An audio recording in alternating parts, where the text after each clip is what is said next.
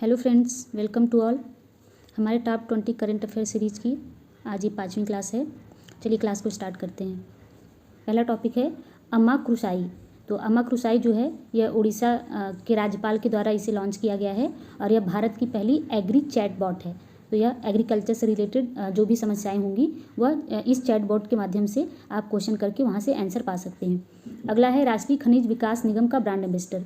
तो एनएमडीसी का जो ब्रांड एम्बेसडर बनाया गया है यह निखत जरीन को बनाया गया है। निखत जरीन जो कि मुक्केबाज हैं भारत की, और अगर इनके बारे में इनकी उपलब्धियां देखी जाए तो विश्व मुक्केबाजी चैंपियनशिप इस्तांबुल में आयोजित हुआ था 2022 में। इसमें इन्होंने गोल्ड मेडल जीता था।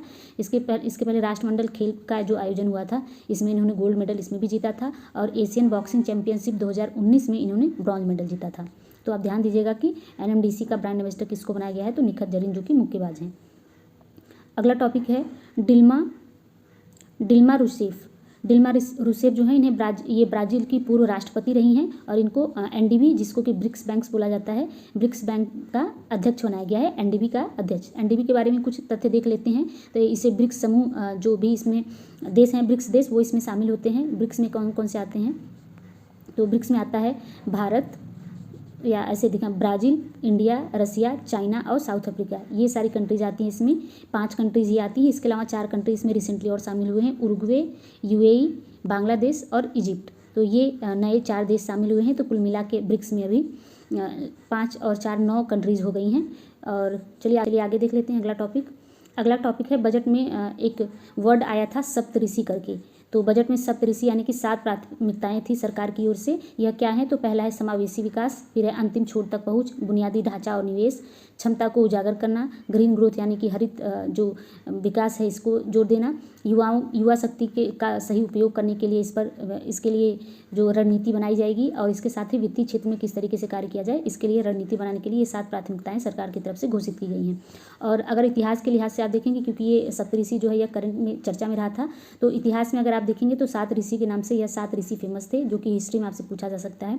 सप्तऋषि में कश्यप ऋषि थे, अत्रि थे, भारद्वाज, विश्वामित्र, गौतम, जमदग्नि और वशिष्ठ। ये 7 ऋषि आते थे सप्तऋषि में। तो यहाँ से आपको पूछा जा सकता है, हो सकता है आपको 3 अलग ऑप्शन देके एक सप्तऋषि का ऑप्शन देके पूछ ले कि सप्तऋषि इसमें से कौन से ऋषि हैं, या फिर 3 सही देके एक गलत पूछ के लिए एलिमिनेट करने के लिए। तो आप इसको ध्यान दीजिएगा, हिस्ट्री में पूछा जा सकता है। चलिए आगे देख लेते हैं।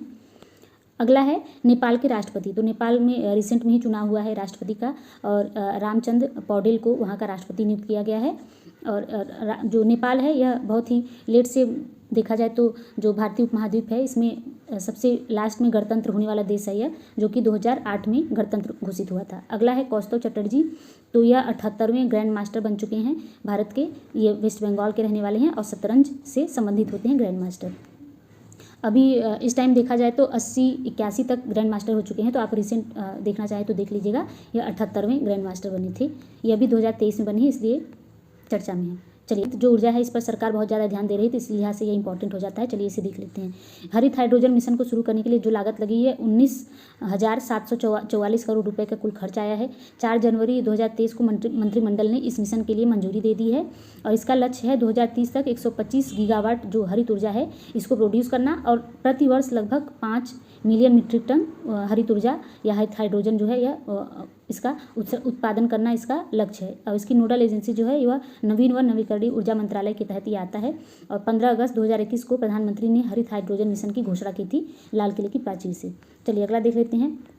अगला है पहला राज्य मंत्रियों का जल सम्मेलन। तो पहला जल राज्य मंत्रियों का सम्मेलन, तो यह वाटर विजन @2047 करके इसे शुरू किया गया है। वाटर विजन @2047 भोपाल मध्य प्रदेश में इसका आयोजन किया गया था। प्रधानमंत्री ने इसको वर्चुअली तरीके से इसको संबोधित किया था। 5 जनवरी 2023 को इसका आयोजन भोपाल में किया गया था। चलिए आगे देख लेते हैं। अगला है ईट राइट स्टेशन। तो बनारस का जो रेलवे स्टेशन है इसे 5 स्टार रेटिंग के साथ ईट राइट रेलवे स्टेशन का दर्जा दे दिया गया है। और ईट राइट या फिर 5 स्टार जो रेटिंग है यह दिया जाता है FSSAI के द्वारा दिया जाता है। इसके बाद अगला देख लेते हैं। अगला है डिजिटल इंडिया पुरस्कार। तो डिजिटल इंडिया पुरस्कार जो है यह कई सारी कैटेगरी में कई सारे संस्थाओं को दिया गया है। इसमें जो हमें याद करने के लिए मेन है वो मैंने यहाँ पे लिख दिया है ई-नैम, जो कि गवर्नमेंट का इलेक्ट्रॉनिक मार्केट प्लेस है, इसे प्लेटिनम अवार्ड दिया गया है डिजिटल इंडिया पुरस्कार में। इसके अलावा उत्तर प्रदेश का जो माइन मित्र है जो कि खनन से संबंधित है, इसे भी प्लेटिनम अवार्ड मिला है। इसके बाद स्मार्ट सिटी प्रोग्राम को स्मार्ट सिटी मिशन को भी प्लेटिनम अवार्ड दिया गया है, और CBSE को डिजिटल इंडिया पुरस्कार में गोल्ड मेडल दिया गया है। तो आप ध्यान दीजिएगा, ई-नैम, माइंड मित्र और स्मार्ट सिटी मिशन को तीनों को प्लैटिनम दिया गया है और सीबीएसई को गोल्ड पुरस्कार दिया गया है। चलिए आगे देख लेते हैं। अगला है वर्ल्ड हैबिटेट अवार्ड। तो यह यूनाइटेड नेशन के द्वारा दिया जाता है, यूएन के द्वारा दिया जाता है और इस बार यह मिला है उड़ीसा राज्य को मिला है। उड़ीसा राज्य के द्वारा जागा मिशन, जो कि झोपड़पट्टी के उन्नयन के लिए चलाया जाता है यह मिशन, तो इससे संबंधित था। झोपड़पट्टी में रहने वाले लोगों की जीविका, आजीविका और उनके जीवन की बेहतरी के लिए सरकार ने यह जागा मिशन चलाया है, तो इसे यूएन की तरफ से इस बार का वर्ल्ड हैबिटेट अवार्ड दिया गया है।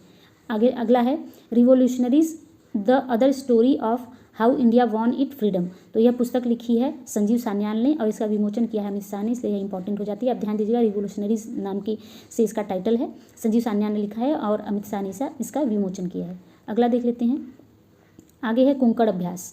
कोंकण अभ्यास भारत और ब्रिटेन के मध्य होने वाला अभ्यास है। रिसेंट में यह 20 से 22 मार्च के मध्य किया गया था कोंकण तट पर। भारत के कोंकण तट, जो कि पश्चिमी घाट पर अवस्थित है, कोंकण तट यहाँ पर हुआ था और INS त्रिशूल ने इसमें भाग लिया है कोंकण अभ्यास में। अगला है जल जन अभियान। तो जल जन अभियान का जो शुरुआत है यह प्रधानमंत्री मोदी जी के द्वारा किया गया है और यह राजस्थान के सिरोही में ब्रह्म कुमारी संस्थान से इसे शुरुआत किया गया था। इसका उद्देश्य है वाटर हार्वेस्टिंग, वृक्षारोपण और जल संरक्षण, इसका उद्देश्य है और प्रधानमंत्री जी ने वर्चुअली इसे संबोधित किया था। चलिए आगे देख लेते हैं।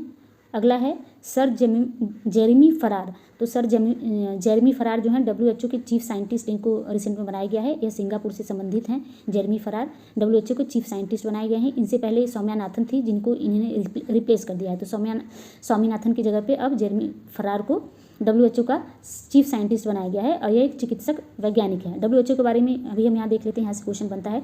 WHO की स्थापना जो थी 1948 में की गई थी।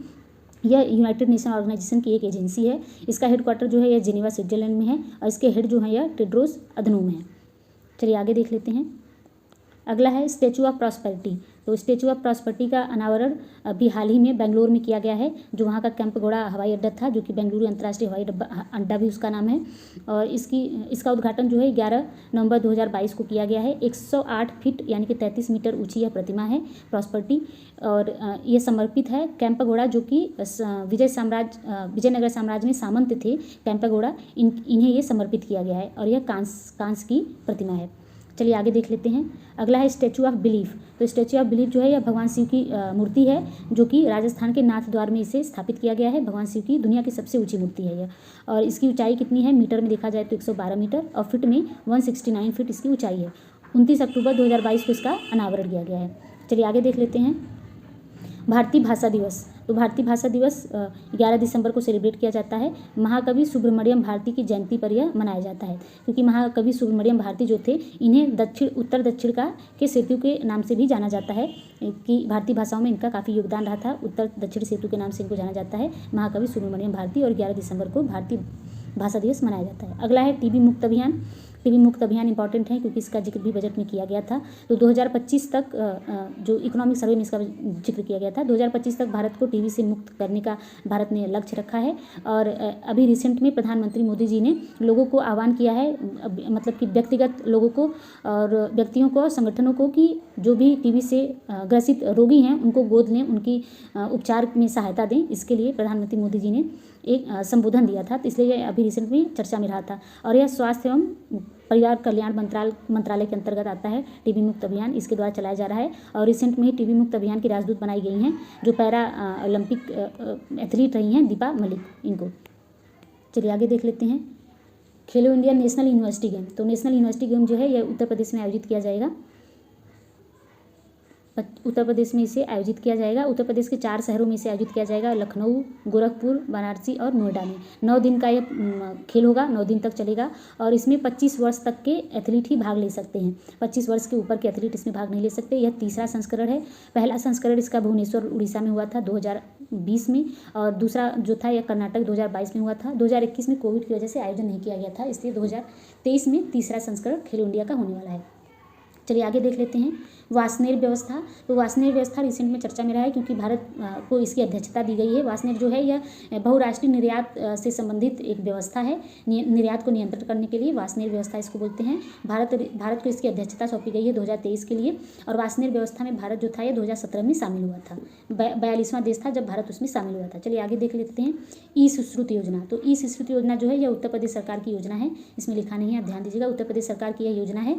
22 राजकीय मेडिकल कॉलेजों में सुश्रुत अस्पताल प्रबंधन सूचना प्रणाली यानी कि HMIS का शुभारंभ किए जाने से यह संबंधित है, शुभारंभ किया जाएगा। और राज्य चिकित्सा शिक्षा विभाग द्वारा इसे सीडैक के सहयोग से ई सुश्रुत जो योजना है या प्रणाली है इसे शुरू की जाएगी। सीडैक क्या है? Centre for development of advance computing करके इसका फुल फॉर्म होता है।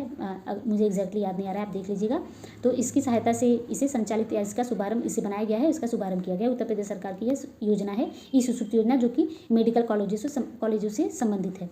तो आज की क्लास यहीं खत्म होती है। अगर आपको क्लास पसंद आ रही है तो वीडियो को लाइक करें और चैनल को सब्सक्राइब करें। Thank you.